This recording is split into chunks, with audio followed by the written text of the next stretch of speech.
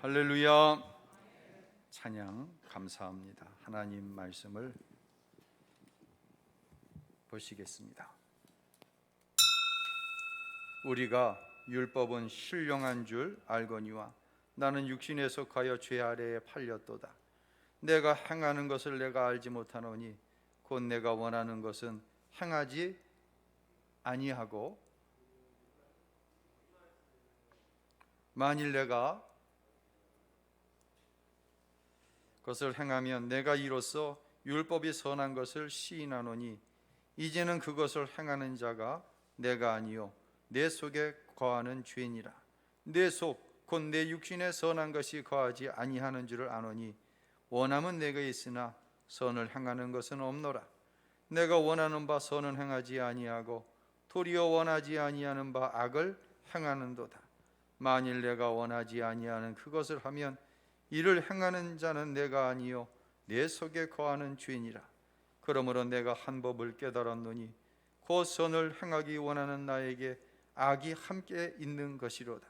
내 속사람으로는 하나님의 법을 즐거워하되 내 지체 속에서 한 다른 법이 내 마음의 법과 싸워 내 지체 속에 있는 죄의 법으로 나를 사로잡는 것을 보는도다. 오호라, 나는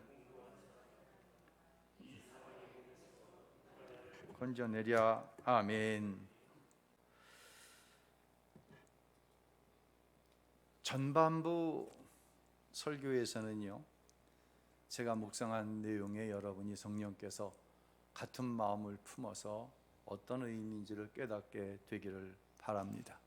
또한 중반부 이후로는 사도 바울의 마음이 깨달아져서 함께 나는 곤고한 사람입니다, 나는 비참한 사람입니다 고백할 때 열려지는 특별한 은혜의 세계를 이 시간 꼭 경험할 수 있기를 바랍니다. 한 가지 더 당부의 말씀을 드리는 것은 로마서를 강해하면서 가장 중요한 것들은 지금까지 구원이란 뭔가, 회개란 뭔가, 율법이란 뭔가, 오늘 왜 사도 바울은 이처럼 자신을 비참한 존재로 이야기하고 있는가? 이것들이 우리의 실질적인 신앙생활에서의 굉장한 고민들입니다. 공감되어져야 됩니다. 이해되어지고 공감되어지고 적용이 되어져야 됩니다. 오늘 이 예배를 드리고 꼭 한번 하루나 이틀 정도 지나가서요, 다시 유튜브에 들어가서 설교를 다시 한번 들으면서 정리하고 적용을 하십시오. 다음 주에는 24절, 25절 말씀을 가지고 제가 경험한 것, 또 여러분이 경험했을 것을 가지고 적용하는 시간을 가짐으로 인해서 이 숙제를 완전히 해결할 수 있기를 바랍니다. 제가 친구 목사님 소개하러 이제 후반기에 목회 구상을 가야 되는데 코로나19 때문에 쉽지가 않아요. 근데 충북 단양은 확진자가 전혀 나오지 않았다라는 이야기를 듣고 서울에서 목회하시는 절친한 목사님과 함께 목회 구상을 얼마 전 다녀왔습니다. 마지막 날 제천에서 목회하시는 친구 목사님이 서울로 올라가는 길목에 식당이 하나 있는데 거기가 좀 한산할 것 같으니까 식사하고 올라가라, 그래서 내비게이션에다가 그 식당에 이름을 찍고 함께 출발을 했습니다. 출발한 지 얼마 안 되는데 제 내비에 김양은 우회전을 하라고 그러는데 친구 목사님 차가 직진을 하는 것 같이 보여요. 목사님이 그곳 지리를 잘 아시니까 저곳으로 가면 좀 빠른 것보다 하고 쫓아갔는데 이게 웬걸이요? 그 차가 엉뚱한 방향으로 가는 거예요. 그때서 알았어요. 그 차가 목사님의 차가 아니다. 그런 경험 다 있으실 겁니다.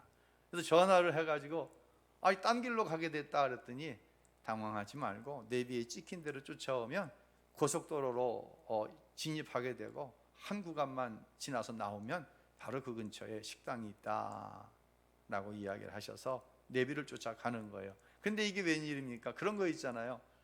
같은 목적지를 가더라도 여러 경로가 있는데 고속도로로 진입을 시키지 않고 이 산을 넘어가는 길로 이제 진입을 시키는 거예요.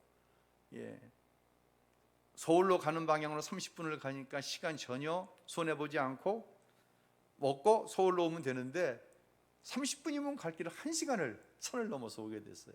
그런데 말입니다, 처음에는 좀 후회스러웠는데 얼마나 경치가 좋은지 계속 가면서 목사님하고 둘이 감탄을 하는 거예요.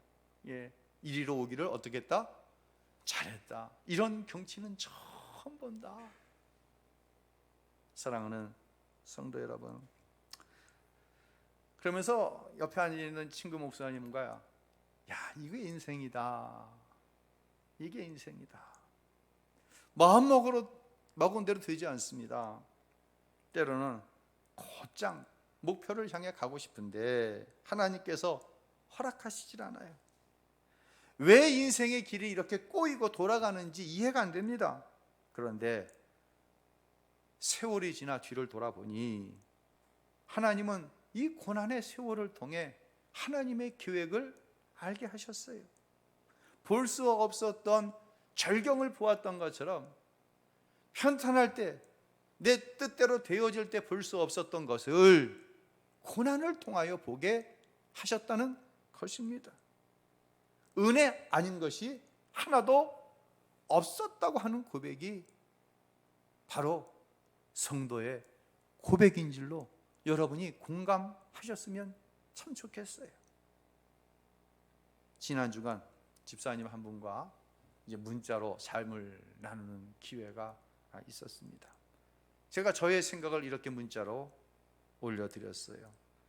터널에 진입하기 전 풍경에 취해 터널에 진입하여 보이는 것이 없다고 불평하는 게 인생인 것 같습니다. 믿음은 고난이라는 터널을 통과한 후 펼쳐질 더 멋진 풍경이 그려지는 것으로 생각합니다. 그러기 위해서는 정말 하나님이 살아계시다는 사실이 믿어져야 되고요, 그 다음은 목적을 이루기 위해서 애쓰는 것이, 믿으려고 애쓰는 것이 아니라 하나님을 사랑할 때 주어지는 것 같습니다. 그래서 저도 십자가 아래서 하나님을 좀 더 깊이 알기를 원하는데 잘 되지를 않습니다 라는 문자를 올려드렸어요. 하나님에 대해 알지 못하던 것을요, 더 잘 알게 된 때는 의외로 고난을 당할 때였어요. 그래서 고난의 긴 터널을 통과하는 성도들을 보면 제가 분명하게 말씀드립니다. 터널은 언젠가 뭐가 있어요? 끝이 있다. 그리고 놀라운 하나님의 계획 앞에 감사하게 될 것입니다 라고 말씀을 드립니다. 고난이 너무 심하고 깊으면은요 잘 공감이 안 돼요, 고난을 당할 때는. 그러나 이만큼 인생을 살고 와보니까 고난의 터널을 통해 하나님께서 그 터널을 빠져나갔을 때 보지 못했던 것을 보게 하시는, 깨닫지 못했던 것을 깨닫게 하시는 위대한 섭리가 있다고 하는 사실을 범사의 모든 일에 적용하게 된다고 하는 것이죠. 그래서 사도 바울은 범사에 감사하라 라고 말할 수 있었던 것 같습니다. 원래 이번 주에 강단 배경 현수막이 올라와야 되는데 제가 그래서 베드로 전서에 있는 말씀을 이 강단 배경 현수막으로 이제 올려놓습니다.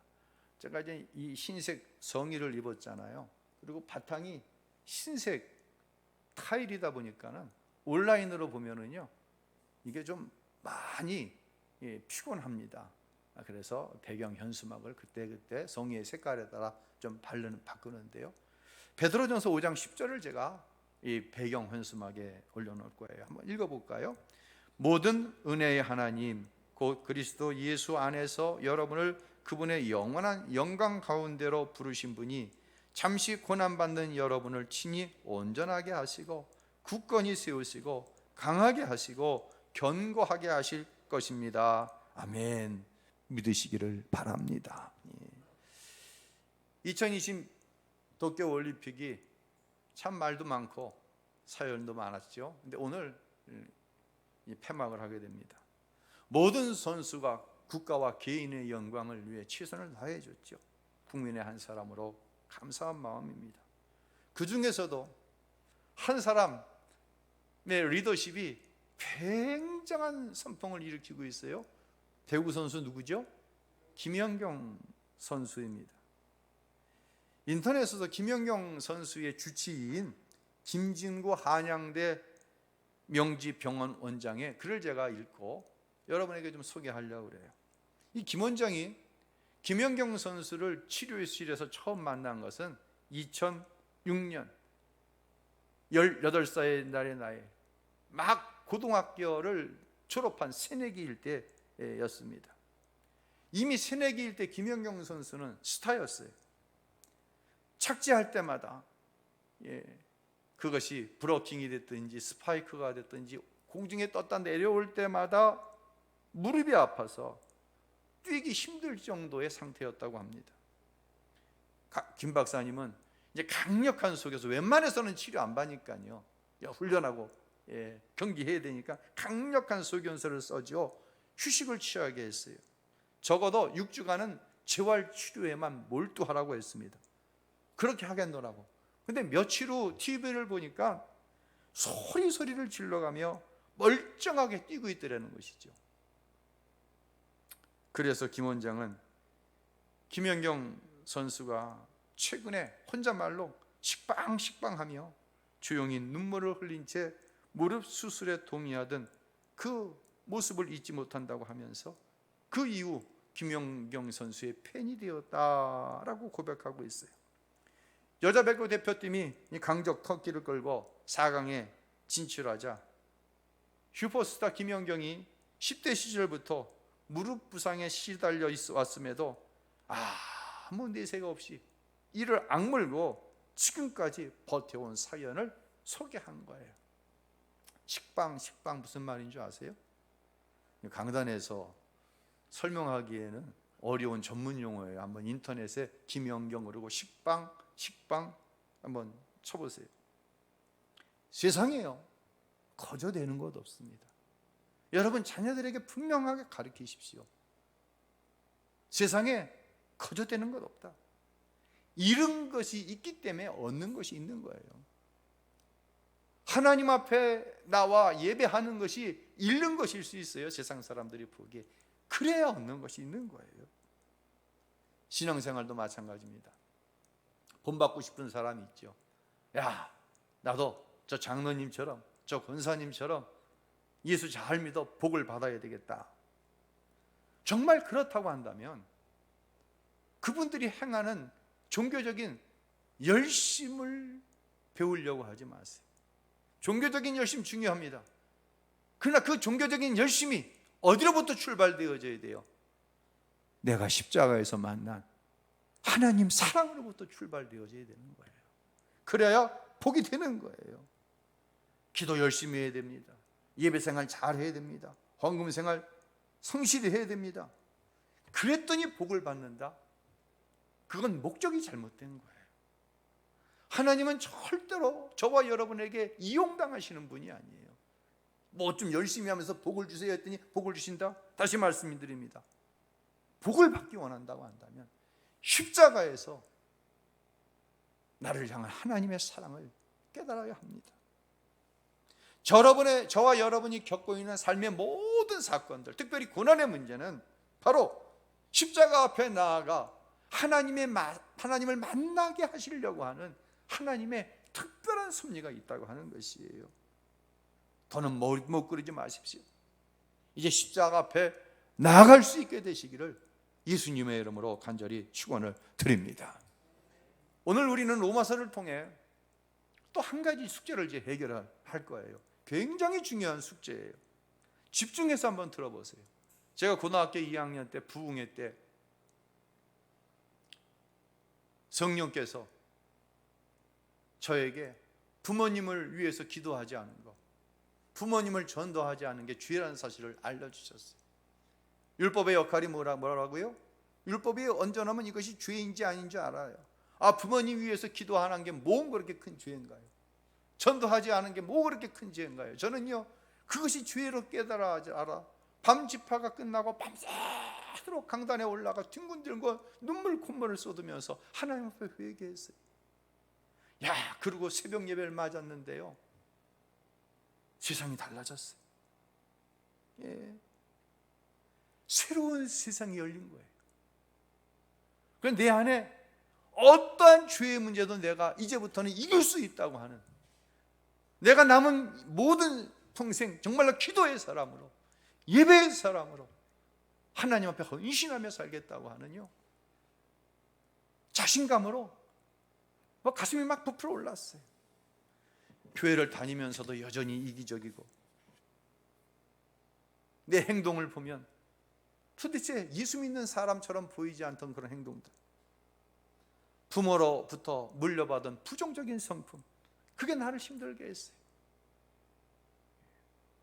이제 옛사람은 십자가에 못 박혀지고 새로운 거듭난 하나님의 자녀가 되었다고 하는 그 은혜로 그냥 가슴이 부풀어 올랐어요.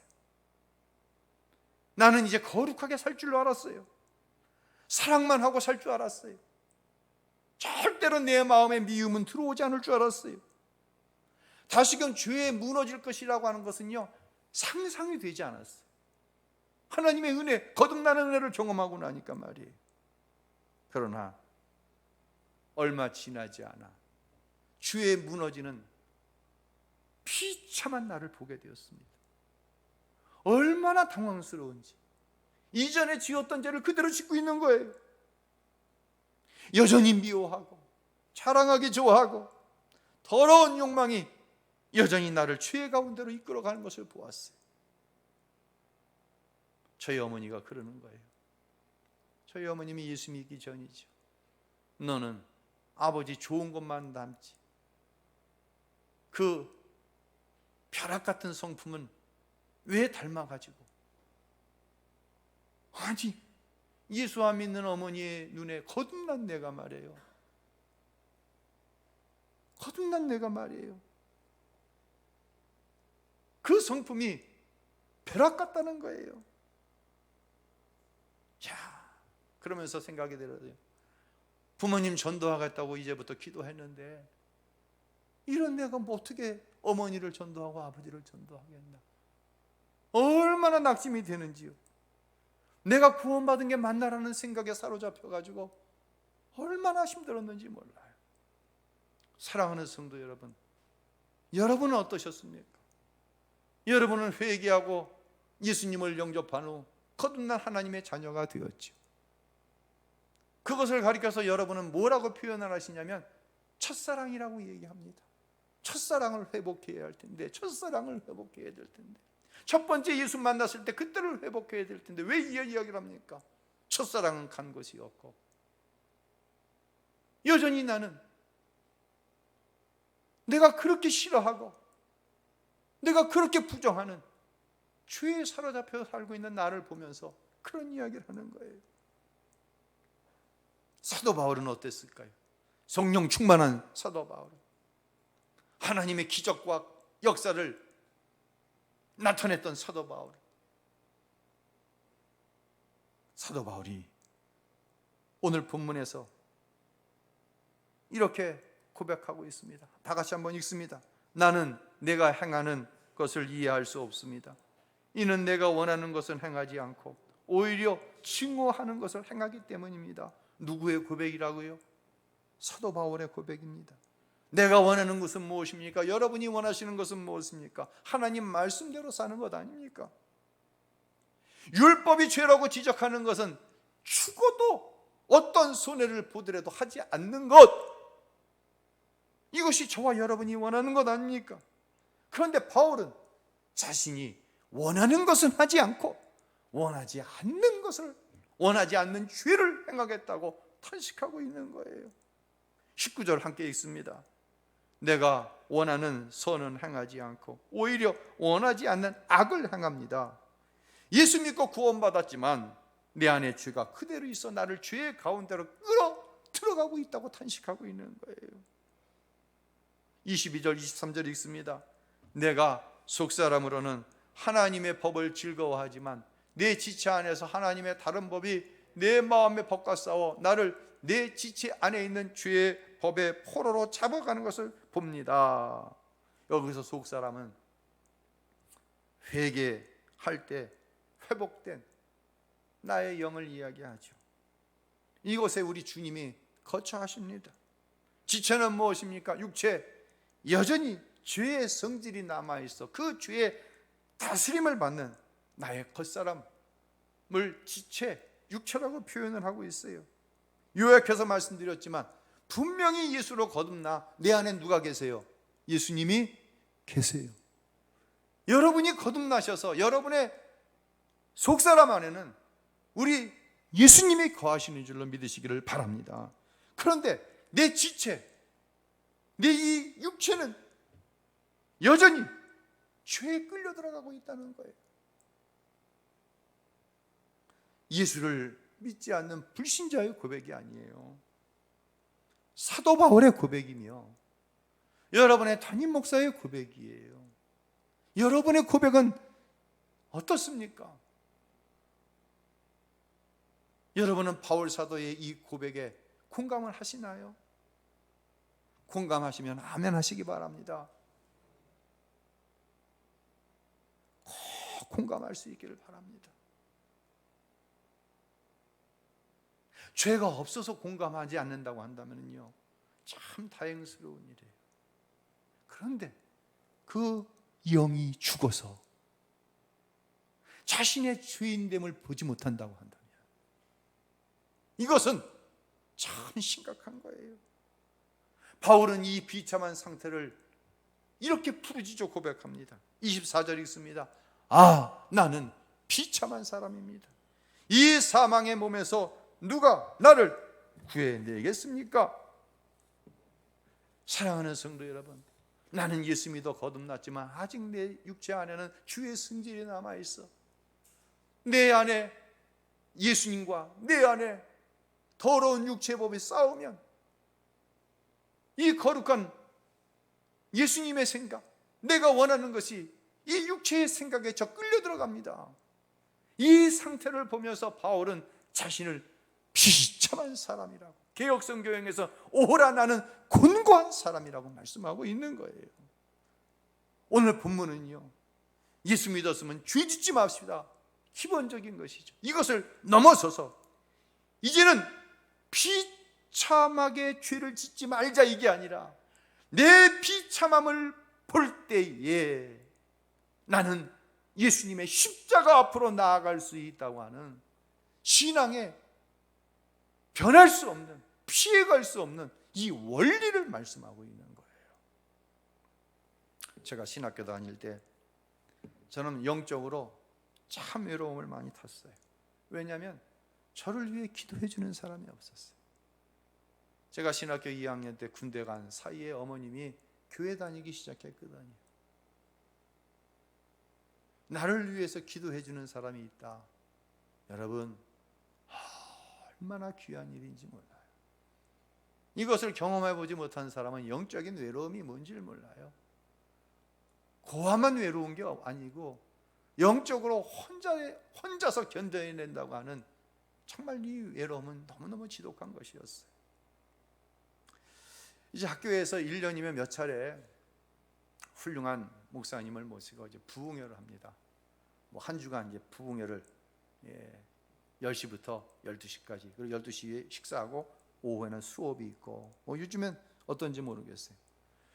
이 집회가 끝나고 나면 학생들은 이 채플에 남아서 하나님 앞에 통회하며 자복을 합니다. 그냥 의자에서 또 바닥에 무릎을 꿇고 떼굴떼굴 굴러가며 하나님 앞에 회개하며 기도하는 거예요. 몇 부류의 학생들이 있어요. 한 부류의 학생들은 이런 얘기합니다. 도대체 쟤네들은 무슨 죄를 그렇게 졌길래 저렇게 요란스럽게 기도를 하지? 여러분, 교회에도 이런 사람들이 있어요. 그 사람이 죄가 없기 때문에 그렇다고 한다면 참 다행스러운 일인데 대부분 그렇지 않습니다. 저 성도는 도대체 무슨 죄가 많길래 저렇게 기도하지? 겉을 보기엔 멀쩡한데, 신앙생활 잘하는 것 같은데. 이렇게 되면 여기 문제가 있다는 거예요. 저는요 그렇게 처절하게 기도하지 못했습니다. 그러나 도대체 쟤들은 무슨 죄가 막 그렇게 얘기하지도 않았습니다. 저는 저 자신이 답답했어요. 정확히 말하면 비참했어요. 거듭나는 경험을 하고서도 여전히 죄 가운데 살면서 그 죄에 대한 비참함을 느끼면서 진실하게 회개하며 기도하지 못하는 내 모습을 볼 때 너무너무 답답했어요. 너무너무 비참했어요. 에베소서 4장 30절 우리 함께 읽겠습니다. 또 하나님의 성령을 슬프게 하지 마십시오. 여러분은 성령 안에서 구속의 날까지 인치심을 받았습니다. 아멘. 거듭나 하나님의 자녀 되었으면서도 죄를 짓고 있는 나를 볼 때 내 안에 내주하고 계신 성령께서 슬퍼하시는 거예요. 그 슬픔이 나에게 뭘로 오는 거예요? 바울 사도의 고백에 의하면 곤고함, 비참함으로 오는 거예요. 누가 비참해요? 죄에 무너져 내리는 나를 볼 때 비참한 거예요. 성령이 내 안에 계시면은요 여전히 죄 가운데 있는 나를 보시고 슬퍼하십니다. 죄에 끌려 들어가고 있는 나를 볼 때 비참한 거예요. 이 사람은요 영이 살아있는 거예요. 거꾸로 생각하면 안 돼요. 반면에 주의를 온전히 지키지 못합니다. 이유가 있죠. 그 이유에 져서 주의를 온전히 드리지 못하는 나를 볼 때 비참한 거예요. 기도 생활을 제대로 못합니다. 이유가 있죠. 그 이유에 져서 마땅히 하나님 앞에 기도해야 될 제목에 산적되어 있는데도 기도하지 못하는 나를 보면 비참해야 하는 거예요. 여전히 미워하고 여전히 사랑하지 못합니다. 이유가 있습니다. 오직하면. 그런데 그 오직하면이라는 것에 끌려 들어가서 사랑하지 못하고 미워하는 나를 볼 때 비참해야 되는 거예요. 11조도 적당히 체면치레할 정도로 이 정도면 하나님이 이해하시겠지. 여기에 끌려 들어가서 온전한 11조 한 번 드리지 못하고 시원하게 신앙생활하지 못하는 나를 볼 때 이유가 있습니다. 분명히 이유가 있습니다. 저는 이해할 만합니다. 그러나 나 자신은 담임 목사님도 이해하고 하나님도 이해하신다고 하지만 나 자신은 그것 때문에 내 삶 전체가 하나님의 은혜로 주어진 것인데 그 10분의 1을 하나님 앞에 드리지 못하는 나 자신을 보면 비참해야 하는 거예요. 그런데도 자신이 비참하게 여겨지지 않습니다. 내 안에 불신앙과 불순종을 보지 못하고 항상 핑계가 많습니다. 그런 나를 볼 때 나는 너무 비참했어요.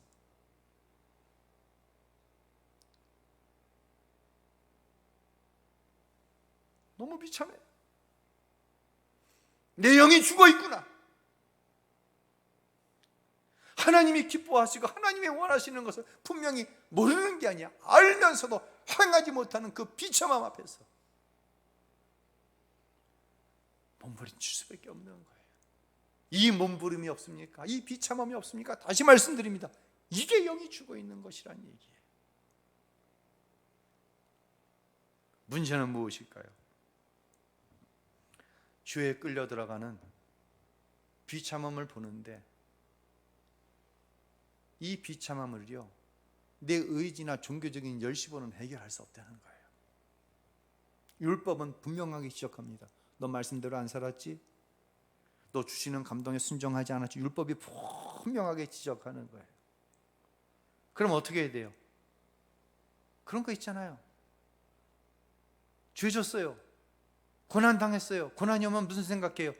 바로 그 죄가 생각나는 거예요. 하나님 다시는 그러지 않겠습니다. 여러분도 경험했을 거예요. 내 의지 갖고 하려고 그랬어요. 내 열심 갖고 하려고 그랬어요. 됐어요? 안 됐어요? 안 되더라는 거예요. 그리고 또 그 죄 가운데 끌려 들어가는 거예요. 그래서 비참한 거예요. 여러분, 여기까지가 율법의 역할인 거예요. 나는 비참합니다. 나 좀 살려주세요. 여기까지가 율법의 역할인 거예요. 이제는요, 나 자신의 죄를 보고 율법, 하나님의 말씀을 만족시키 드릴 수 없는 그 처참한 자신을 보는 사람은, 다른 말로 영이 살아있는 사람은 십자가 앞으로 나가는 거예요. 내 열심, 내 의지로 안 된다. 이 비참함에서 헤어나올 수 없다. 오직 무엇만이? 주님의 은혜만이. 할렐루야. 그래서 결국은 뭐예요? 왜 신앙의 선배들이 다 하나님의 은혜다 해봤거든요. 그 뭘 알아요? 비참함을 알거든요. 내 열심 갖고 안 된다는 걸 알거든요. 그래서 결국은 십자가 앞으로 나아갈 때 하나님의 은혜로 용서받고, 할렐루야, 하나님의 은혜로 여전히 나 같은 죄인이 구원받고, 할렐루야, 여전히 죄인인 내가 하나님 앞에 기도할 때 하나님께서 그 기도를 받으시고 축복해 주시고, 할렐루야, 구원도 축복도 무엇으로 받아? 은혜로 받았다는 고백이 나오는 거예요. 사도 바울은 이 비참함을 가지고 십자가 앞으로 나아가 25절에 이렇게 고백합니다. 봉독하겠습니다. 우리 주 예수 그리스도로 인해 하나님께 감사드립니다. 그러므로 나 자신은 마음으로는 하나님의 법을, 육신으로는 죄의 법을 섬기고 있습니다. 할렐루야.